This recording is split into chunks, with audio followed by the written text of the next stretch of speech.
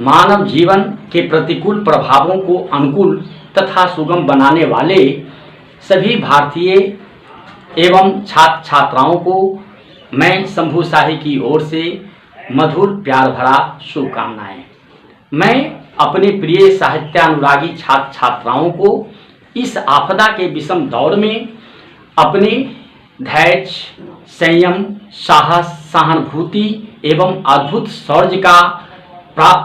शौर्य प्राप्त करने की याचना करते हुए माँ बागेश्वरी से यह प्रार्थना करता हूँ कि हमारे जनमानस अपने पथ पर हमेशा अग्रसर रहे, आगे बढ़ते रहे।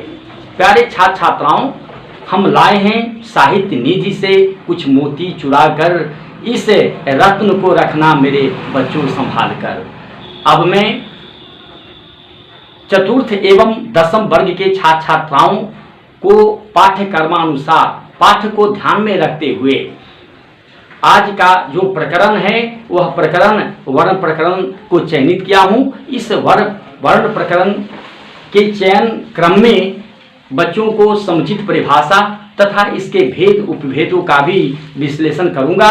यह प्रकरण सभी छात्र छात्राओं को प्रतियोगिता परीक्षाओं में अग्रसर रहने के लिए, इस परीक्षा में हमेशा अव्वलता प्राप्त करने के लिए विशेष रूप से तैयार किया गया है।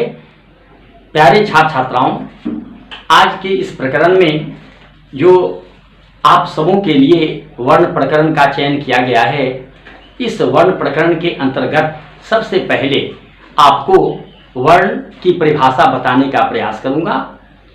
जैसा कि आप सभी जानते हैं कि वर्ण एक ध्वनि इकाई है। यह ध्वनियों का एक इकाई है, एक यूनिट है। जैसा कि परिभाषा के अंतर्गत हम सभी जानते हैं कि वर्ण एक ध्वनि इकाई है, अखंडित ध्वनि इकाई है, जिस ध्वनि इकाई का खंड या टुकड़ा नहीं किया जा सकता। जैसा कि हम जानते हैं कि वर्ण अखंडित होने से तात्पर्य यह है कि इसे आप खंड या टुकड़ों में विभाजित नहीं कर सकते। जिस ध्वनि का खंडन नहीं हो, जिस ध्वनि का विखंडन नहीं हो, उसी ध्वनि इकाई को हम वर्ण कहते हैं। जैसा कि आप जान गए होंगे कि वर्ण की परिभाषा ध्वनि इकाई को कहते हैं, ऐसा ध्वनि इकाई जिसका खंड या टुकड़ा करना संभव नहीं है। अब आए हम वर्ण के प्रकारों के बारे में विचार करें, वर्ण के प्रकारों को जानने का प्रयास करें। आपने देखा कि वर्ण प्रकरण में वर्ण की परिभाषा के बाद इसे दो खंडों में बांटा गया है। दो खंडों में बांटा गया है। प्रथम वर्ण को हम स्वर वर्ण कहते हैं और दूसरे वर्ण को हम व्यंजन वर्ण कहते हैं।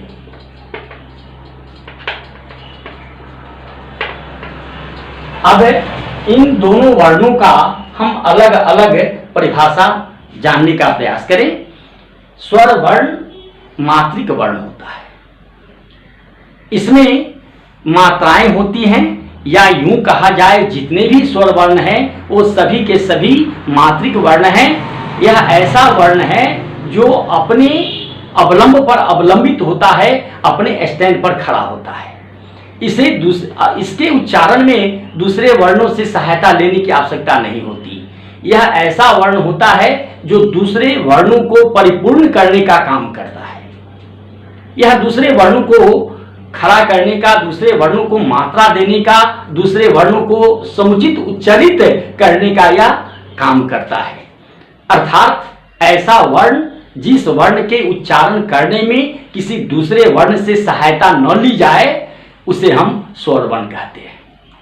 जैसा कि स्वर वर्णों के बारे में आप सभी जानते होंगे कि यह 11 है। हमारे व्याकरणाचार्यों ने इसे 11 वर्णों में विभाजित किया है। जैसा कौन कौन से 11 वर्ण हैं, जरा इन 11 वर्णों को हम पहले जान ले।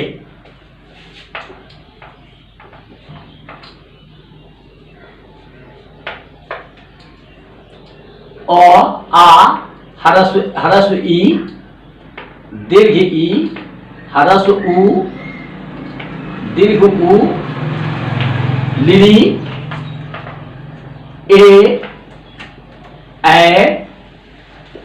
ओ,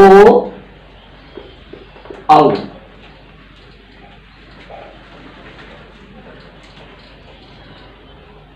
यह 11 वर्ण स्वर वर्ण कहलाते हैं। अब प्यारे छात्रों, आपके मन में एक संशय उत्पन्न हो गया होगा कि अंग और अह को क्यों हटा दिया गया। अंग और अह एक आयोग वाह है। यह वर्णों न स्वर वर्णों की कोटि में आता है और न ही यह व्यंजन वर्णों की कोटि में आता है। यह एक आयोग वाह के नाम से जाना जाता है और आयोग वाह वह मात्रा विशेष का नाम है जो किसी वर्ण पर आरोपित होकर उसके ध्वनि और स्वर में बदलाव ला देता है। इसे हम आयोग वाह कहते हैं। अतएव इसे हम स्वर और व्यंजन की कोटि में न लाकर एक अलग कोटि में रख दिया। दूसरा व्यंजन वर्ण है। व्यंजन वर्ण उस वर्ण को कहते हैं जिस वर्ण का उच्चारण स्वर वर्ण पर अवलंबित होता है, अर्थात ऐसा वर्ण जिस वर्ण के उच्चारण करने में स्वर वर्णों से सहायता लेनी पड़ती है। बिना स्वर वर्ण की सहायता से इस वर्ण का उच्चारण होना संभव नहीं होता। यह अमात्रिक वर्ण कहलाता है।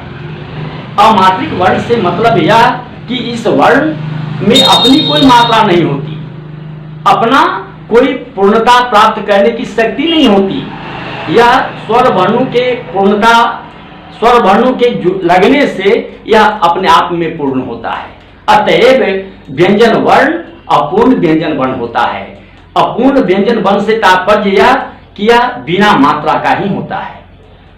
जैसा कि व्यंजन वर्ण आप जानते हैं कि यह व्यंजन वर्ण 33 प्रकार के होते हैं। जरा इन 33 व्यंजन वर्णों को हम बारीकी से जान लें।